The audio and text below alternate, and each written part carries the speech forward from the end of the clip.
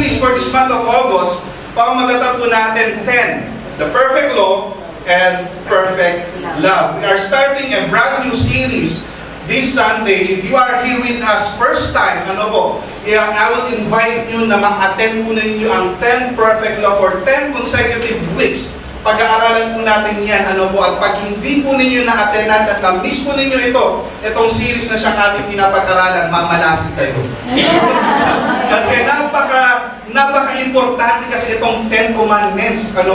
This is the longest series na meron tayo so far. Usually, every month na meron tayong series, i-series lang natin siya ng mga 4 topics in one month. Pero ito, 10 Sundays, napakahaba. Kaya ang ating title ngayon about 10 Commandments, ang 10 utos ng Diyos. Ang iba sa inyo, buti pa ang Diyos merong 10 utos. Pero ang aking asawa, ang daming utos.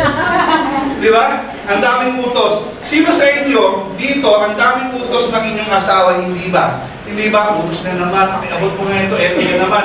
Nandun na ba kayo sa isang senaryo na siguro inutusan nyo yung asawa ninyo o ikaw mismo ang nautusan, nandun ka na sa grocery, pauwi ka na, and then all of a sudden, nag-ring yung cellphone, at ang sabi, love, honey, pwede mo ba akong ibili ng donut, ng Jayco, o kaya Krispy Kreme? Nandun ka na sa kanto. Pauwi ka na, and then ikaw, babalik ka na naman, nahanap ka na naman ng shop, ng grocery para may balik mo, and then pagdating mo doon sa bahay, sabi niya, naku, nandito ka na pala, honey, my love, my sweet. Sabi niya gano'n, nakakalimutan ko sa'yo sabihin na bumili ka pala ng kangkong. Sabi kangkong, galing ako ng SM, sabagay, kaya supermarket ko, Pero the point is, bakit ngayon ka lang tumawag, bakit nagkaroon ka lang ng gano'ng klase pag-utos? Ang utos, anyway, ay mahalaga. There is something in us na pag nagutusan tayo, ayaw natin at pumapalag tayo. Hindi ba? Hindi ba? Kapag nautusan ka, pumapalag ka. Pag nautusan ka, nagre-reklamo ka. And good thing, meron tayong presidente na pinatutubad ang utos po niya. Simula nung siya'y maupo. Alright? Ano yung kanya mga utos na nai-implement na ngayon? Yung isang bagay na na-implementa, hindi pa siya umupo, pero nagpasabi na siya. Sabi niya, may mga bagay na pinatutupad na, katulad na may mga kabataan, meron ng curfew. Hindi ba? Meron ng curfew. Pagdating, pagpalo ng alas 8 ng gabi, kinakailangan ang mga bata na sa bahay na. Okay? Nandiyan yung bawal ang toma. Bawal mag-inom sa mga barangay, sa mga kanto-kanto. Kinakailangan gusto mo mag-inom doon ka sa loob ng bahay, kundi kapag ikaw ay nag-inom sa labas ng iyong bakod, huhulihin ka ng pulis. Marami silang mga ipinatutupad. Meron pa akong isang nakausap sabi niya, ganito, Pastor, nagpapasalamat ako kasi yung utos ni Presidente Digong talagang pinatutupad. Sabi ko, ano yung gusto mong utos ni Presidente Digong? Yung video karaoke na hanggang alas 10 lang. Kasi alam mo, Pastor, yung kapitbahay ko, kung mag-video karaoke, wagas Sabi nga buti na lang, buti sana kung maganda ang kanyang boses, pero talagang nakakarindi. Salamat sa Diyos dahil meron ng pinatutupad na hanggang alas 10 lang ang video karaoke na yan. Maraming mga bawal na mga utos, bawal magsigarilyo, bawal gumala, maraming mga bawal ang plastic. Tingnan niyo yung katabi. Tingnan niyo. Plastic yan. Hindi ang plastic. Tupperware yan. Tupperware yan. Ang daming bawal. Okay? Who among you here, you hate being told to do? Hindi ba? Kasi nakakaasar. Nakakainis. Minsan nakakabwisit. Hindi ba kapag ikaw ay palagi inutusan yung employer, utos na naman, hindi ko pa nga tapos ang ginagawa, pero naman pinautos. Hindi ba nakakainis, nakakasakal kuminsan, at nakakarindi. And I think, bata pa lang tayo, meron na tayong something in us nito, na kapag tayo inutusan, dinidefine natin yung authority na yun.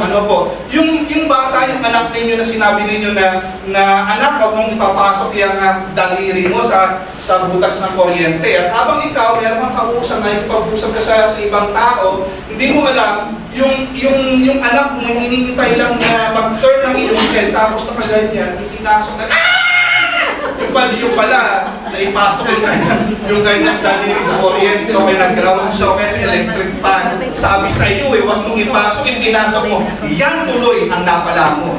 Hindi ba? Bawal isubo kung ano ang mga dapat isubo sa iyong bibig, sabi mo sa iyong anak. Ano po, pero dahil makulit, yung bata, dinidefine niya yung authority, hindi ba? Yung bata, matigas ang ulo, no? Ano na lang sinusubo sa kanyang bibig.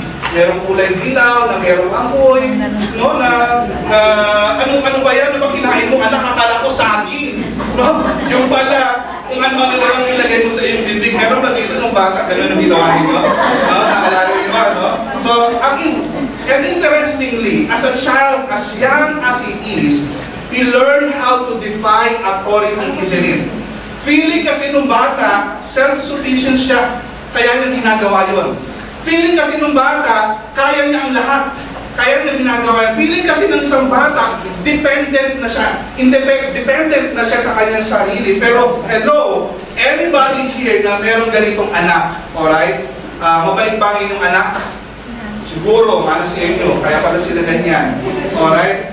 Pero, the bottom line is, ang bata at ang tao, we defy authority, yung utos. Hanggang magkaedad na tayo ngayon, tayong mga adult, alright? We defy authority. Pagtanda natin, nakita na natin ang karatula sa Pilipinas. Ang sabi ron, bawal tumawid.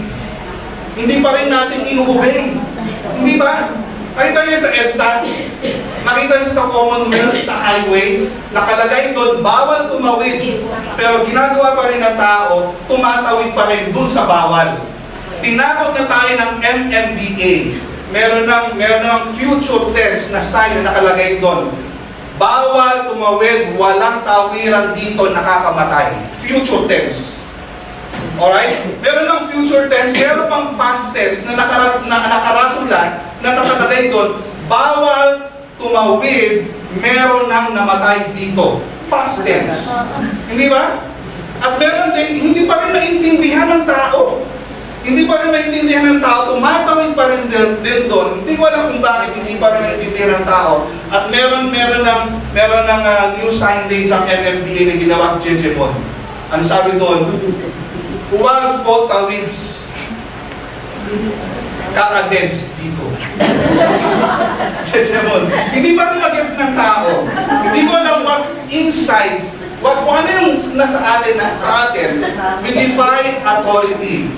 Alright? Binabaliwala natin yung utos, binabaliwala natin yung authority. Ang dami mga bawal, hindi natin isinusunod. Bawal na nang ma-inlove, nakakamatay. Inlove na inlove ka pa rin sa jologs mong boyfriend. Alam mo naman, ang iba ang habol sa iyo. Sabi siguro niya, Pastor, at least nadadala ko sa church. Bakit lang yan? Pero pagdating ng araw, iiwan ka rin yan. Ano po? Ang sinasabi ko lang, ano po mga kapatid, in our series this Sunday, na month of August 10, the perfect law and perfect love, we are going to study different topics about the law and the love of God. Kapag nakita natin kung ano yung utos na binibigay ng Diyos para sa atin, yung 10 Commandments, at ginawa pala ng Diyos ito para sa atin, hindi para sa kanyang sarili, kundi para sa atin. At kung maiintindihan natin yun, na ginawa ng Diyos yun out of love para sa atin, magiging iba siguro ang treat natin kay God. Sino dito sa buhay ninyo na gusto na inyong sundin ang Diyos sa buhay ninyo at the end of your life? Taas ang kamay.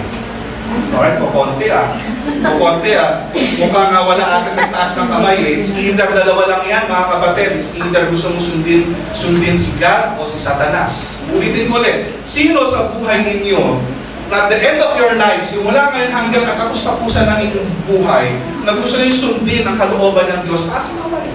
Yung lahat na sila nagsitaas ng kamay. Kahit mukhang Satanas nagtaas na rin. No? Pero kita po natin, mga kapatid, before the 10 Commandments was given, let us travel back to the book of Genesis. Saan ba nagsimula ang 10 Commandments? Nagsimula po ito in the book of Genesis, na kung saan si Adam and Eve, ano po mga kapatid, may nagkasala. Kahit nagkasala si Adam at si Eve, hindi pa rin puro napuputol ang kalooban ng Diyos at ang pag-ibig ng Diyos sa tao. Alright? Hanggang meron siyang tinawag na mga tao, si Adam and Eve, dumami yung tao, nag-multiply yung tao, and then And then God picked ordinary men to fulfill His plan. At nandun si Abraham, nandun si Abraham, the father of nation, nandun si Jacob, nandun si Jacob na tinawag na Israel. Israel becomes a slave. Alam po natin yan, hindi ba? Dumami ng dumami ang mga Israelites, naging slave po sila sa lugar ng Egypt. Alright? Sa lugar ng Egypt for 40 years. And the Bible said, and God heard the groaning, and God remembered His covenant with Abraham and Jacob.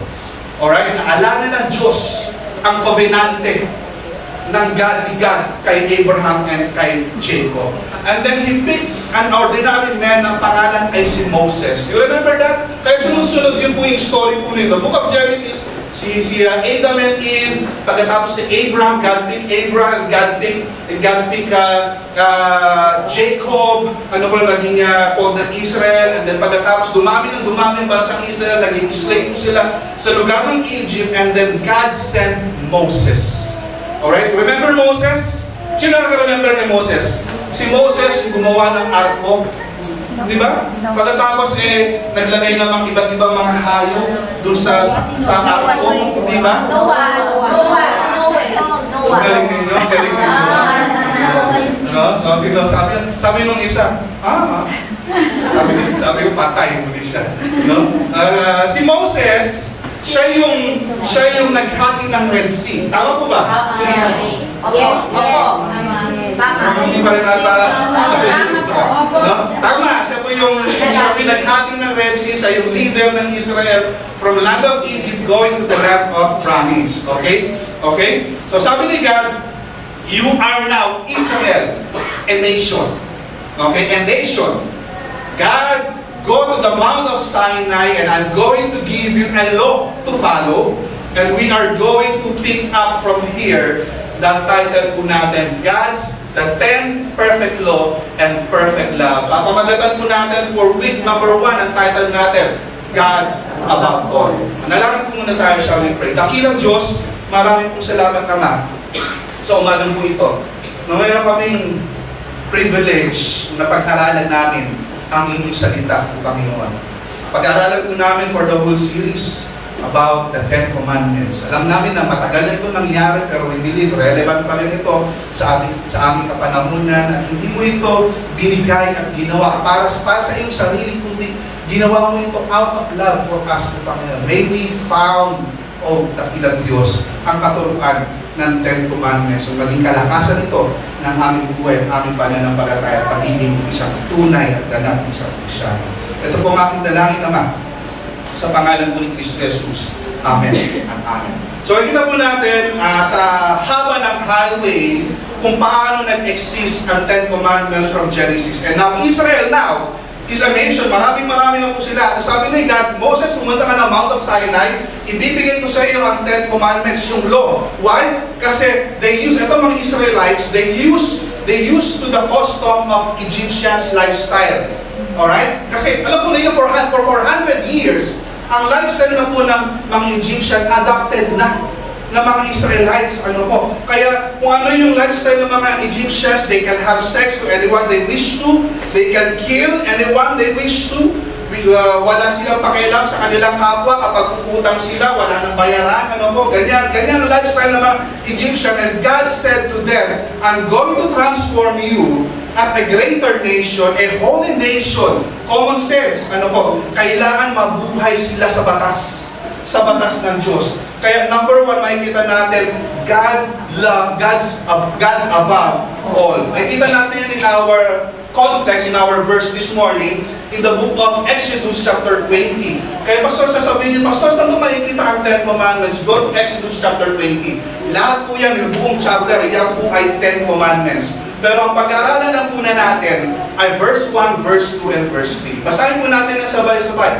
All together now. And God spoke those words, saying, I am the Lord your God, who shall brought you out of the land of Egypt, out of the house of bondage. You shall have no other gods before me. And God spoke, ang sabi ron sa first line, sa verse 1, and God spoke. Pwede naman sabihin ni God na na Moses, sabihin mo na lang, ayaw ko na ipag-usap sa mga Israelites eh. Pwede ba sabihin mo na lang na kung ano yung kalooban ko? Ikaw na lang magsabi kasi wala ako sa mood ngayon eh. Pero hindi yun ang sinabi rin sa verse 1, and God spoke. God spoke personally. Sinasabi niya mismo, ang bawat kataga, bawat utos mismo, siya ang nagsasalita. God spoke personally. Kaya ano ba ang Ten Commandments na magiging impact sa buhay ng isang Kristyano na tulad po natin? Number 1, God gave His command as the standard of morality. Tandaan po natin yan. God gave His standard God gave His command as the standard of morality. Remember, they are living without standard. Yung lifestyle ng mga Egyptian, walang standard. And listen to me, ang standard is very important sa buhay ng isang tao. Without standard sa buhay mo, magulo. Kung walang sistema sa buhay mo, wala kang patutunguhan. Kaya sabi ni God, ito yung law. Kinakailangan sundin mo yung law. At ang sabi mo, remember, they living without standard. And standard is very important. If you are building a house, kinakailangan mo meron kang metric standard. Kung ano yung sukat. Gusto mo na isang matatag na bahay, kinakailangan yung standard ng pundasyon ay nasusunod. Kung standard ng pundasyon ay kinakailangan 7 feet ang lalim ng pundasyon or 8 feet under ang standard ng isang pundasyon, hindi mo pwede gawin at 3 feet lang. Pwede mong gawin yon. Pero pagdating ng bagyo, pagdating ng unos, pagdating ng lindol, masisira at mawawasak yung bahay na yun. Kaya napakahalaga sa buhay ng isang tao na meron isang standard. If you are building a house, kinakailangan merong standard. Kita ko yung bahay ni Sister Colette sa palasyo na sa Brother Ato, yung bahay nila doon na malapalasyo, na binibuild na, talagang meron ng improvement, mahalaga sa pagtayo ng bahay na merong standard. Without standard, ganun din yun, di ba? Nagtatrabaho kayo, may iba nagtatrabaho sa FMB department, merong standard at lahat merong procedure. Alright? Without standard, magulo. If you have no standard sa buhay mo, walang mangyayari. Kalagkarin ka lamang. Yun. Ang sabi ng isang tao, sabi niya, if you don't stand for something, you gonna fall for anything. Kinakailangan merong prinsipyo. Kinakailangan meron kang standard na itinutuloy. Listen, what is your stand pagdating sa sexual purity? Anong stand niyo? Sabi ng isang young people, Pastor, hanggat hindi kami nagmumotel, wala akong kasalanan. Really? No? Pastor, hanggat hindi ako nabubuntis o hindi nabubuntis ang aking girlfriend, wala akong kasalanan. Totoo, really? Diba? Kung walang standard, kung wala kang standard, sinasabi lang natin, kung wala kang stand sa buhay mo, madali kang maging kaladkarin, o sinasabi natin na madali kang ma-influensyahan kung saan. Kapag in-invite ka ng kasama mo at naka-schedule at merong appointment kang gagawin sa bahay, o merong kang dinner ng iyong asawa or dinner ng iyong family, na-invite ka ng iyong employee kasama sa bahay, let's go to coffee, let's go to D2, let's go to D3, D4, D5, Kubik, Pacha, no? Anong yung stand? You have to stand sa iyong principle na sasabihin mo na kahit na ilibre ka pa, at mahilig ang mga Pilipino sa libre, no? At kahit ilibre ka pa, we have to make a stand. Hindi ako pwede pumunta dyan sa lugar na yan kasi meron akong ibang appointment na I'm going to meet my wife, my family will have a dinner. Sorry about that. We have to make a stand. Pangalawang bagay na makikita natin, God gave His command to restrain human evil. God gave His 10 commandments to restrain human evil. Akala niyo mabait kayo? Hindi kayo mabait. It's only by the grace of God. Listen, it's only by the grace of God na pwede mong sabihin na no to sin. Kasi it is our nature to sin. Hindi ba? Nature natin na magkasala. Sabi nga ng Bible, every inclination of a man's heart is bent on doing evil. Lahat ng nilalaman ng puso ng isang tao ay talagang gagawa ng isang kasalanan. Tingnan niyo ang isang bata. Bakit ang isang bata ayaw mag-share ng toy? Sino nagturo sa kanya na maging madamo? Hindi ba? Kapag meron kang chance na mandadaya ka ba?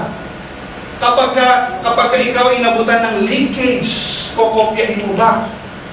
Kunyari ikaw ang mayroong gawa, pero actually, hindi naman talaga ikaw, kinopya mo lang ito. See? The purpose, listen, the purpose of the Ten Commandments, ipinapakita lamang po na ikaw ay hopeless and helpless. The content of the Ten Commandments are, yung 1 to 4, it talks about deals with the relationship with God. Yung last 6 na command deals with the relationship with other people. The law was not given as a remedy of sin. Hindi po ibinigay ang 10 utos para solusyon sa kasalanan. Ini-expose lamang po ng 10 Commandments ang kasalanan at bulok na puso at sistema ng isang tao. Are you getting me? Kaya, kung makikita ninyo, kaya yung 10 Commandments para po siyang mirror, para po siyang salamin. Okay? Halimbawa, kaninang umaga, gumising kayo, ang sarap-sarap ng tulog ninyo. Sino rito ang sarap ng tulog kanina? No, naghihilig ka pa, no, pagod na pagod ka kasi no Saturday, no, tapos tulog ka, no, naghihilig ka pa, tapos habang hilik mo, no, hindi mo namamalayan, meron ka ng lawa dito na pagputulog, ganyan, galaw pa na naglaro, no, and then, naalimutan ka, sabi na ko, 7:30 na, kinakailangan pumunta ng church. Sabi, pumunta ka ng CR para mag-ayos at binuksan mo yung pintuan ng CR, binuksan mo yung ilaw, pagtingin mo sa salamin, nagulat ka, multo! Aswang! Tapos sabi in Jesus' name! Ay umalis ng multo, ay umalis ng aswang. And then you realize, ikaw pala yun. Kasi nakita mo, hindi mo makita mismo sa iyong sarili, yung mata mo pala ay punong-puno ng muta. Punong-puno ng muta. Anong gagawin mo sa sarili mo? Gagawin mo, nakita mo sa salamin mo na marami kang muta sa iyong mata. Ang gagawin mo ba ay pupunasan mo ng salamin ng muta mo sa iyong mukha? Hindi. Hindi ba? Hindi mo gagawin yon. In the same token, your sins cannot be cleansed by the 10 Commandments. Amen? Ang tanong siguro ng isa sa inyo, anong connection niyan, Pastor, yung 10 Commandments na series na siyang pinapag-aralan ninyo dito sa church para mag-stay ako at makumpleto ko ang pag-aaral nito? Kasi I tell you something, we live in a culture where morality is more relevant than obsolete. Obsolete. Meaning, yung moralidad daw ay kung sino-sino na ngayon ang nagdi-define. Alright? We no longer see white as white. We no longer see as black. We no longer see in our time nowadays, we no longer see sin as it is. Hindi ba? Itinatransform or sinasubstitute natin yung kasalanan sa ibang norm o sa ibang salita. Katulad ng kapag it talks about sins, pinapalitan natin na huwag natin gawin sin kasi masyado, pag sinabi mong sin o kasalanan yan, masyadong direct yan sa puso ng isang tao, ma-offend sila. Kaya ginagawa ngayon ng mga tao, we use words like politically incorrect. Ganda pakinggan, no? Politically incorrect. Wow, social. Pero actually, kasalanan yun. Alright? We just find ways, middle ground. We just find balance. Kasi kapag in-expose natin, halimbawa, businessman ka, o kaya manager ka, o kaya pastor ka, o kaya mababatas ka, kapag in-expose kasi natin na ganito yung kasalanan niya, paano talaga kulay ng kasalanan niya, baka ma-offend ang mga third sex. Baka ma-offend ang mga third sex. Kapag nag-protest pa naman sila, naku, ang iingay ng mga yan. Hindi ba? Nakapost, nag-weld ka, ano po mga kapatid. You see, adultery is called an affair now. Wow. Adultery is called an affair. Naiiba yung word. We don't call adultery, we call it an affair. Greedy people are use the word cautious. I'm being cautious kasi yung aking mga kapag-anakan hingi ng support para sa akin, kaya I'm being cautious. It becomes a social norm. Everybody kasi, ganito, everybody is doing it. Total, lahat naman ginagawa eh. Everybody is doing it. Yeah? Alam mo ba ninyo na yung mga young people, yung mga anak ninyo, mga binata at saka dalaga, alright, meron po silang tinatawag na peer pressure sa campus. In any university, in any school, meron silang tinatawag na peer pressure, na tinatawag na have sex as long as you want. Peer pressure yun eh. At kapag virgin ka pa rin, okay, ang tawag sa iyo, jologs or nerd. Hello? Iba na ngayon kasi ang lifestyle ng mundo ngayon, modern time eh. Hindi lang po peer pressure, actually, dito rin sa Macau, marami din ganun. Hindi ba? Sa departamento ninyo, sa trabaho ninyo, in any department, in any company, kung minsan ganun po mga kapatid. Alright? You see, people, they cannot trace now kung itim ba o puti. Kundi ang nalalaman lamang ng tao sa ating kapanahunan ngayon, ang kulay niyan, ng kasalanan na yan, ay gray. Mixed with white and black equals gray. Same application in marriage. Di ba? Ganun din naman eh. Nagsasama din naman kami sa isang bubog eh. Parang marriage namin. Again, hello. Medyo mahang itong ating sabi na pinapag-aralan. Ano? No? Ganun din naman eh. Before try it, before you buy it. See? Kaya, why this happened? Because people no longer see sin as it is. Kaya ang Ten Commandments is still relevant today. When the Ten Commandments was given, it exposes the rottenness of the human heart. Kaya ang Ten Commandments pala ibinigay para expose pala ang lahat ng kabalikan, kabulukan ng nilalaman ng puso ng isang tao. What I'm trying to say now is, it is not the norm, but it is the right thing to do. Kaya ang sabi ro kanina sa ating text kanina, God gave His command to restrain human evil. Number 3 na makikita natin this morning, God gave His command to motivate His love for us. Ang kadahilanan kung bakit ibinigay ang 10 utos ng Diyos sa tao, to motivate His love for us. Ang sabi rin sa verse 2, come again, I am the Lord your God who brought you out of the land of Egypt.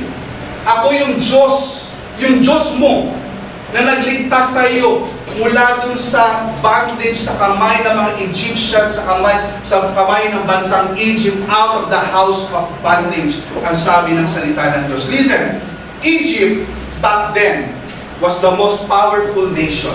Katulad po sila ng bansang Amerika ngayon. Powerful nation.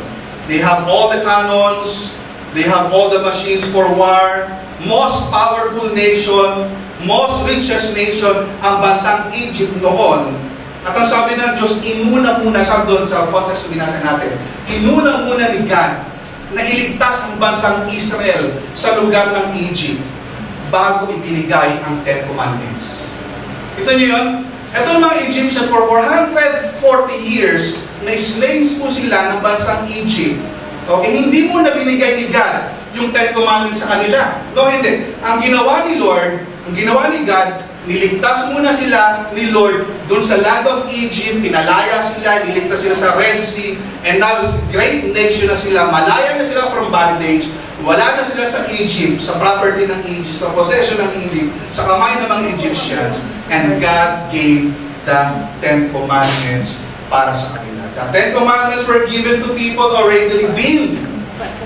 They were already brought out from Egypt to enable them to express their love for His God.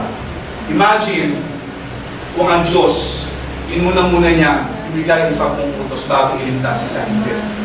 Sabi ko ni Lord, Moses, ito yung Ten Commandments. Nandun pa sila sa Egypt. Ito yung Ten Commandments. Sabi mo sa mga tao mo, nasundin ang 10 utos nito habang bihag sila sa Land of Egypt, kung susundin nila yan, nakikita ko na sinusunod na nila yung 10 Commandments, 80% na ginagawa nila, yan, saka ko sila ililigtas. Hindi. Kundi ang ginawa ni Lord, inalis muna niya ang mga Israelites sa kamay ng mga Egyptian, iniligtas niya muna. And after niya iniligtas, ibinigay niya ang 10 Commandments. Okay? Kahit gaano ka pa makasalanan, walang bearing yan sa Diyos. Kung hihingi ka ng tawad, okay? God wants you to redeem and change you. Kaya isang tao na niligtas ni Lord, no? Nagkakaroon ng bagong buhay. That's the book of Corinthians naman yun, eh. If any man be in Christ, is a new creature, all things are passed away, all things are become new. Hindi mo pwedeng baguhin mo yung sarili mo na tapos, wala kang, kahit na baguhin mo, wala kang Kristo sa puso, kahit anong gawin mo sa buhay na pagbabago, babalik at babalik ka na naman from starting point, yun na naman ang iyong kasalanan. But it's only that by the grace of God, you have to have a relationship with the Lord Jesus Christ first, and then susunod-turod yung pagbabago ng buhay. Siguro, aware kayo dito, good people don't go to heaven. Only forgiven people go to heaven. Amen? Kaya dito makikita natin, we go deep and deep further sa ating pag-aralan. A covenant is more a contract. Kaya ito si God, nagkaroon ng covenant kay Abraham. Okay? Nagkaroon sila ng covenant. Kaya yung covenant is more than a contract. In ancient treaties, meron silang nahukay nung unang panahon daw. Meron silang nahukay ng isang covenant, treaty, na nahukay po nila. Ito yung treaty na kung saan, kung paano ginagawa yung sistema at pagkakaroon ng kasulatan sa akin at doon sa kabilang tropa. There are two types of covenant. Yung unang type of covenant na tinatawag na parity. It is between two parties. Okay? It is between two parties na tinatawag na parity. Malakas ang nation mo, malakas ang army mo, marami kang soldier, marami rin akong soldier. Well, pues, magkaroon tayo ng kasunduan, magkaroon tayo ng treaty. Ang tawag dyan na parity. Meron naman na second covenant na type na tinatawag na sinasabi siya na suzerainty.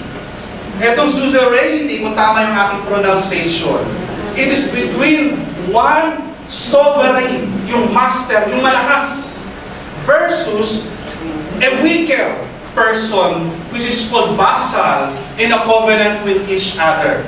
Ito yung sinasabi na, halimbawa, mas malakas yung aking tropa. Yung tropa mo, 30 lang ang iyong soldier, pero ang aking soldiers at army, thousands and millions, nagkaroon ka ng treaty sa akin. Ang tawag ko na is suzerainty. Ako yung master, ako yung more sovereign kaysa sa iyo. At nagkaroon kayo ng treaty. And once nagkaroon ng treaty, yung tinatawag na suzerainty, ang treaty po na yan, the covenant with each other, kung ano ang meron ka, kung anong meron ako, meron ka din. Kung ano yung aking strength, yun din ang iyong kapangyarihan. Kung ano yung wala ka, dadagdagan ko. Even you are weak, ang sabi doon sa suzerainty na treaty or covenant, I'm going to protect you. Listen, alam po ninyo, nung si God ay makipag-covenant kay Abraham, at bago maging nation ng Israel, dumami sila ng dumami. Nakipag-covenant ito si God. Nakipag-covenant ito si God kay Abraham. Ang sabi ron, kung paano, kasi naalala niyo yung mga treaty nung araw, sila Lapu-Lapu, sila Magellan. Nabutan niyo yun? Buti pa kayo nabutan niyo yun. Pero sabi daw nila, wala pa silang mga MSO wala pa silang mga power of attorney. Wala pa silang ganun. Meron lang silang kasunduan. Nasabi lang, ito ang drama ng oath-taking ng pagkakaroon ng kanilang treaty or covenant para yung pagkasunduan. Magkakaroon sila yung suzerainty covenant. Magkakaroon sila ng isang hayop, kambing siguro or lamb, 2 to 3 years old. Papatayin po nila yun. Ay kipag-covenant sila nun. Okay, gagawin nila, hahatiin nila yung katawan ng hayop. Medyo bloody. Hahatiin nila yun. separately equal. Okay? Kita yung pagkakahiwa na yun, pagkakaputo na yun, labas-labas pa yung bituka, no? Paghihiwalay nila yun in two parts, na maraming mga duduhay na nakikita. Pagkatapos, ang gagawin po nila yun, yung both parties, mauuna yung weaker, yung pinakamahina na nakikipagkasundo dun sa malakas, siya po yung unang lalakad dun sa gitna ng hayop na pinak. Listen, nung si God ay makipag-covenant kay Abraham, nakatulog, excited itong si Abraham. Sabi niya, wow, meron namang covenant. Weaker, vassal part itong si Abraham. Ano ba gagawa ni Abraham? Ang kanyang treaty, ang kanyang kapartner, sovereign master si God. Very excited siya. Sabi, yes, wala kaming anak, magkakaroon ako ng anak. Kasi ang tinitinon, kung ano yung meron siya, meron din ako. Kung anong power meron yung pinagkakasunduan mo, meron ka rin. At kung anong kulang mo, dadagdagan. Ito si Abraham, excited siya. At habang excited siya, ayun, binibiyak na, separate na yung ganun, ready na sila, and then all of a sudden, nakatulog itong si Abraham. Nasa Bible yun. Nakatulog po siya, totoo po yun. Ano habang nakatulog itong si Abraham, nilagay po ni God yung vision and dreams. Hindi pa nangyayari, wala pa si Moses, hindi pa ipinapanganak. Sinabi nyo ron, itinestin na at pinapisay na, ang lahi mo, Abraham, ay dadami at dadami at dadami. I will bless you. I will keep you. Ang sabi ron. Ang sabi nung dalawang party na yun, sila, yung suzerainty na yun, maglalakad sila doon sa gitna, separated na hayop na yun. At sasabihin, siguro nila pula po at imagine lang kung meron silang treaty. What happened to these animals happened to me if I break the covenant. Sinisimbolize lamang po doon sa hayop na yun.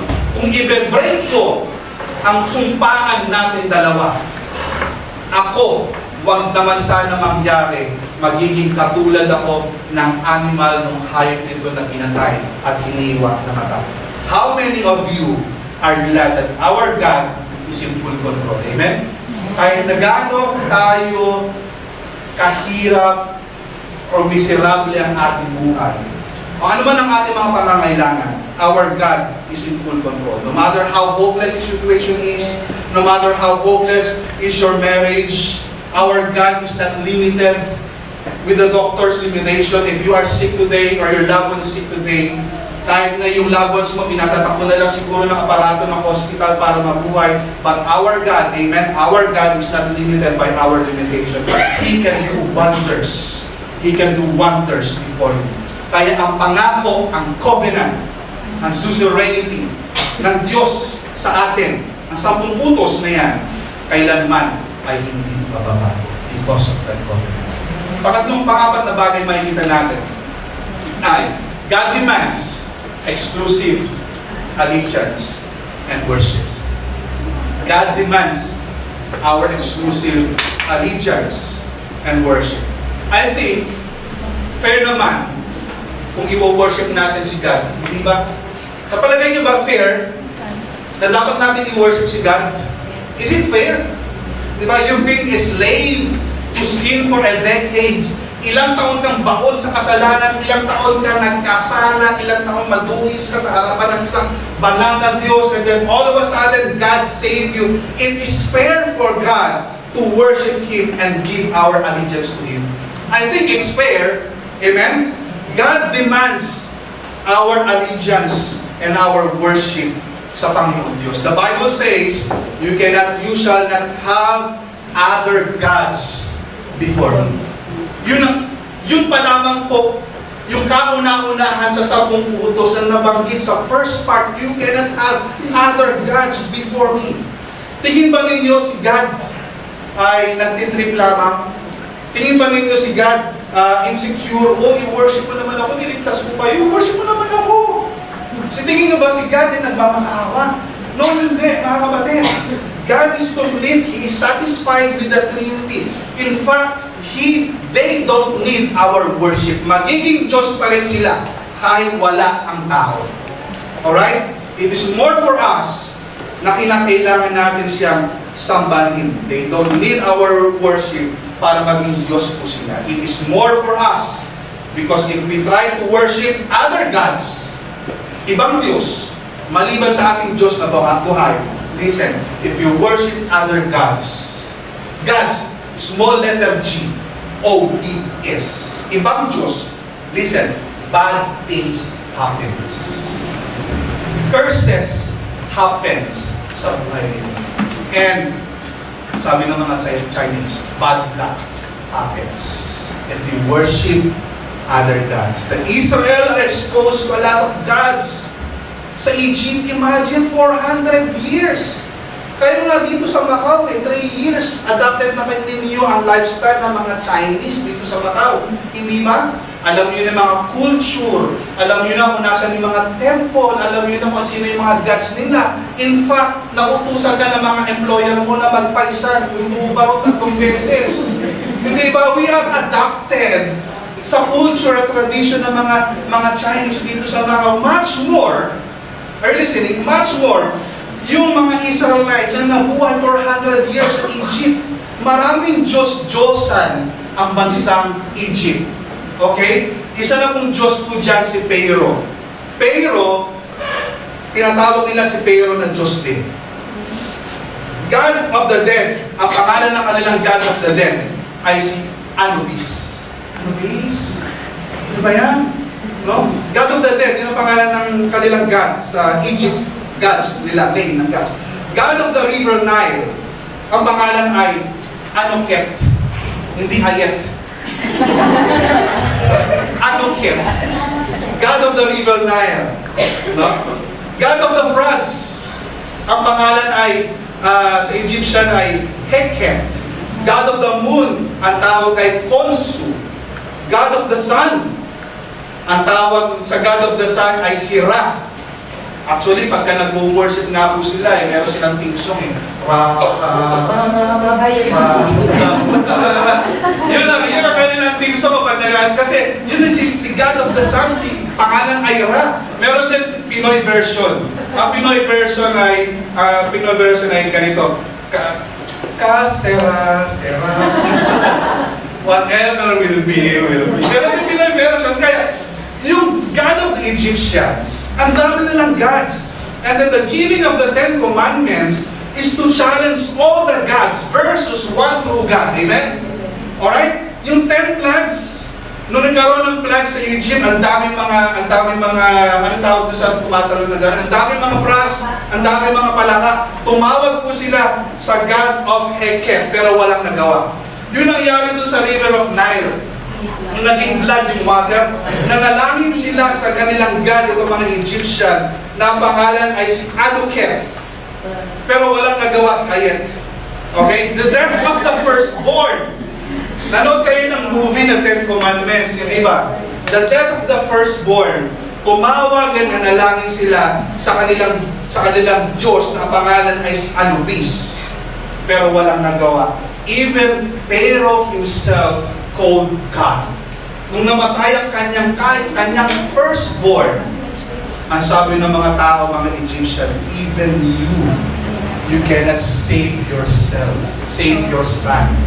You are not a God. Because God is the only true God, and He demands, listen, He demands sa 10 Commandments, He demands exclusivity.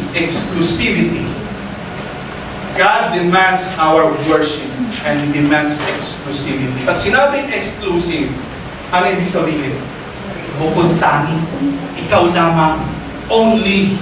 Yun ibig sabihin lamang yun. Sabi ni God, I demand na ako lamang iyong sasambahin. I demand na wala kang ibang Diyos kundi ako lang. Sabi niya sa 10 Commandments. Siguro magandang illustration dito ay sino rito nag-toothbrush this morning? Sabihin nyo sa iyo katabi, ha! Wag, baka mahilo. baka mahilo.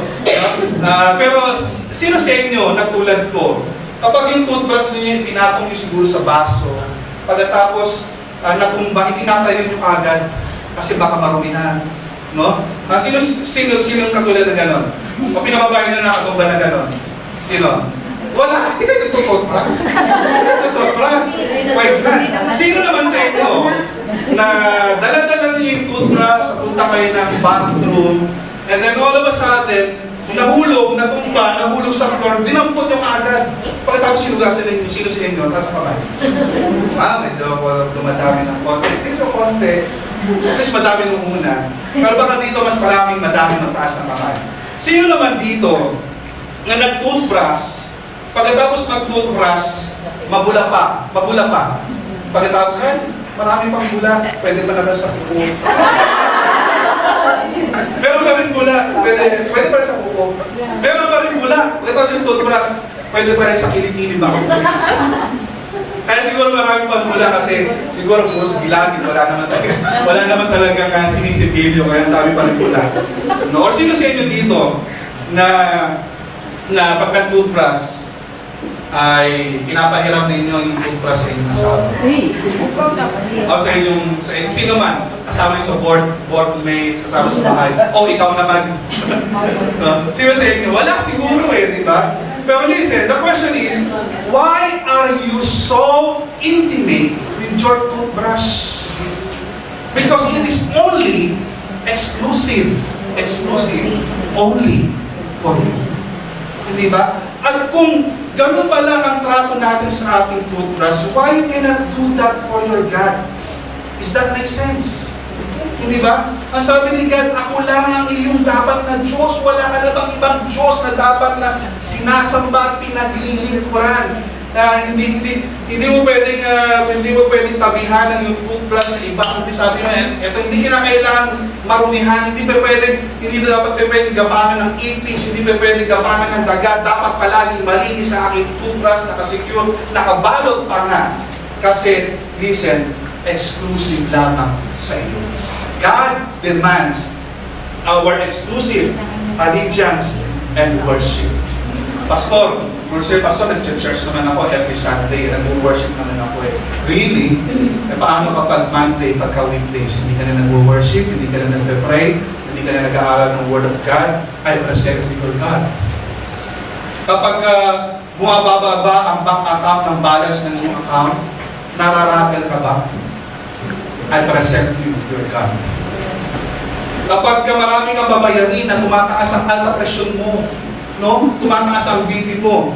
Kapag marami kang pera, okay, nakalimutan mo ang Diyos, again, I present you your God. Buti pa si Pacific Ace, tsaka si BDO, kapag swelduhan, nakakapag-limit. Pero ang church, pagdating ng tithing, nakakalimutan. Hello, ikaw na 5 years ka nang umaattend sa church na ito. 5 years ka nang gumagamit ng aircon. Okay? Mga kapatid, nagbabayad tayo ng electricity sa CEM. Okay? Hindi po nagpapalamig ay Holy Spirit dito. At hindi rin tayo naka-jumper. Legal tayo na konekta sa CEM at nagbabayad po tayo ng bill ng ating kuryente. Nangano ka Kaya sabi ron, I present you your God. Ikaw na pinapagpala ng Lord at hindi ka makapag-tithes. Again, I present you your God. Your pocket is your God. I present you your God. Kapag hindi ka makapag-tithes, that's your God. Iba na tamaan ako dito. Okay? Your girlfriend or your boyfriend can be your God. Your children can be your God. Your career can be your God. Anything you place God with is your God. Kapag sinabi ni God, thou shalt love the Lord thy God with all thy soul, with all thy mind, and with all thy strength. Sinasabi lamang ni God, you should renounce or reject any false God in your life because I am the only true God. Amen? Kaya sabi ni Lord, ako lang. Wala nang iba na dapat ikaw ay paglilingkuran at sasambahin. Ano po mga kapatid? How do you see God's love? Paano mo maano yung pag-ibig ng Diyos sa iyo? As we start this series, I pray and I hope to God na maintindihan po natin kung ano yung ilalaman ng salita ng Diyos sa 10 Commandments. Siguro sasabihin mo, Pastor, basta makuha ko lang kung ano yung gusto ko. Wala na akong pakialam kay Lord. No? we are guided by the commands. God commanded us to be holy because our God, your God, is holy. And we are motivated sa magitan ng kanyang pag-ibig sa Diyos para sa atin. Gusto ko sabihin ulit yung covenant kung paano nagbe-break sila ng oath taking. Remember when the animals were cut into two, Abraham should be the one crossing in the middle of the cut of the body of the animals because he is the weaker vessels. But there is a verse that continues, when the sun has gone down and it was dark, behold, the smoking fire, sigat yun, smoking fire pot and flaming torch passed between the two pieces of that animal. Instead of Abraham passing through the pieces, it was God who passes into that pieces of that dead animal, indicating while you are asleep, you did nothing to this covenant. Indicating nung dumaan po yung flaming torch na yun si God, indicating para kay Abraham na kahit na i-break mo pa ito, na kahit na hindi mo ituloy o kahit na ikaw ay mag-fail sa treaty natin, I will pursue you. Kahit i-break mo pa yung covenant na ito, sabi ni God, I will allow myself to be cut into two pieces because I love you enough. But God is just. Amen? God is just. Someone, yung mag-break yung covenant na yun at merong treaty, God is just. Someone needs to pay. Merong kinakailangan dapat na magdusa. At yung dapat na magdusa po ngayon, someone needs to pay, someone needs to die. Doon sa broken covenant na yun na nangyari, someone needs to be like that animal that was broken into pieces and bloody. And that was the body of the Lord Jesus Christ that was offered on the cross. You know why? Because Jesus loves you and me. Mga kapatid, I don't know what motivates you. I don't know what motivates kung ano yung gusto mo mangyari sa iyong buhay. Bakit hindi mo ma-forgive yung tao, kakilala mo, hindi mo mapatawad. I don't know what motivates you. I don't know what motivates you still need na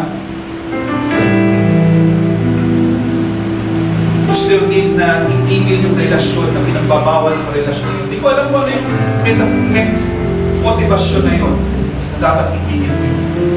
I don't know what motivation you need para itigil mo yung bisyo, yung pagsusugal, yung mga bagay na hindi karapat-dapat sa harapan ng Diyos.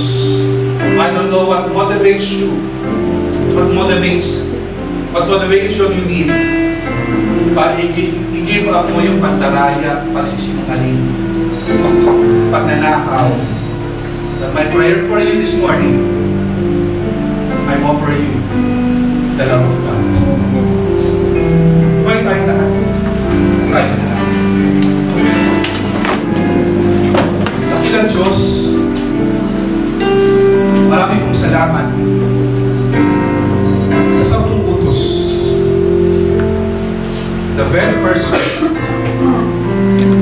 na didiscuss namin this Sunday morning. Hindi pala ninyo ito ginawa para for your own good. Kundi ginawa mo yung 10 Commandments and kahit na matagal ng panahon pa ni Moses. But Lord, yung 10 Commandments na yun is still relevant in our times. Hindi para sa yung good, kundi for our own good.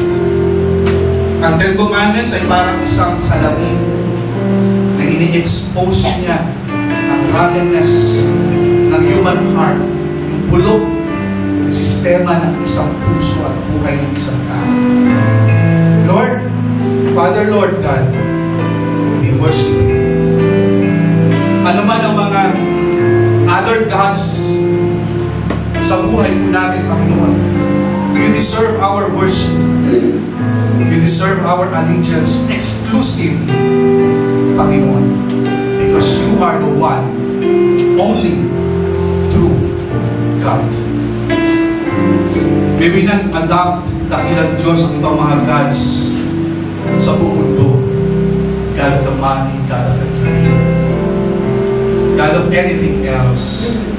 Kasi Lord, kung mapapabet namin ang aming puso to have other gods beside you, nandyan Panginoon Diyos yung curse. Nandyan dakilang Diyos ang walang blessings. Nandyan yung tinatawag na bad luck. Pero sinabi mo ron, dakilang Diyos sa ating pinapag-aralan ngayon, God above all, ikaw mo lamang, dakilang Diyos. Habang lahat ng uli na kayo po, habang lahat na kayo nakapikil, kaibigan, kapatid, meron ka bang ibang Diyos-Diyosan sa iyong puso? Kung i-rate mo si God 1 to 10, ang 1 ang pinakamababa, where is God in your life? Siya ba ay sa number 10? Siya ba ay sa number 3? O nasa bandang huli? Nakadepende yan kung paano paaalalahan ang Diyos. If you really love God, you will put God first. Number 1 priority in your life. Taas mo yung kanama, may matapos mananalangin tayo. Let's ask for forgiveness. Sa tayo mga Christian, we worship the true God. We have other gods in our lives. That's why, be honest with yourself. Tingin natin ang tama. Lord, Father, Lord, Panginoon, patawad sa mga pagkakasala po namin. Minsan hindi ka namin nag-treat as a holy. Hindi ka namin nag-treat, Panginoon Diyos, exclusive for us. Hindi ka namin natatrato ng tama. Ikaw ay Diyos, malinis, walang kapintasan. Tulad ng aming toothbrush, Panginoon, hindi dapat parumihan, hindi dapat ipagamit, dapat nananatiling malinis. Ganun din kami sa iyo. Pagbuhin mo ang sistema ng aming puso at aming isipan. We treat you, Lord, as special because you deserve our praise. You deserve our allegiance. Lord, thank you for that covenant na kailanman, kahit na kami ay vassals, and you are the serenity, Panginoon Diyos, in covenant, surrey God, na kahit kami ang weaker vessel, you are the sovereign Master. Kung ano yung aming kakulangan, we fail that covenant, na dapat kami ang magbayad ng pagkurusa, that we break that covenant miserably. And you took your Son, Jesus Christ, to be that kind, katulad ng isang animal na pinatay ang inamin sa broken into pieces. Lord, thank you for your Son, Jesus Christ, who saved us. Na dapat kami na magkusa.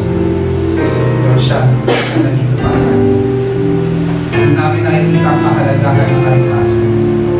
Kahalagahan na kailanman kami ay inumihin namin ang pagkakalaan.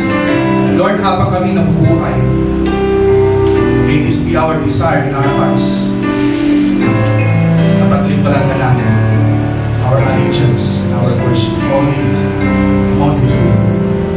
Maraming po salamat. At ito po ang aking dalangin sa pangalan ng Kristo Jesus.